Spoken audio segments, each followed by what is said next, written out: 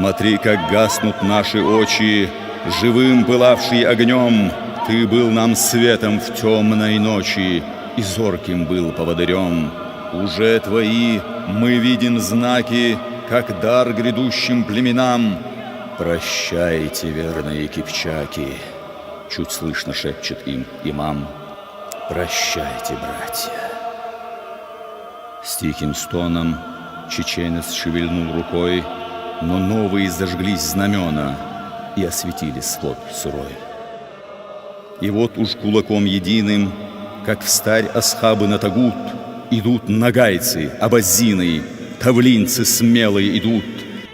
Но вслед за ним над бездной хмурой, из тьмы свернувшейся в огне, поднялся каномет Мансуров на тонконогом скакуне. «Салам тебе, имам Кавказа! Ты жив, а значит не убит!» Кося лукаво острым глазом, кричит веселый чингизид.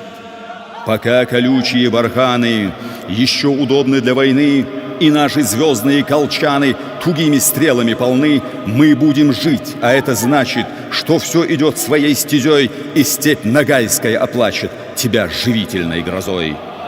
Прощай, имам!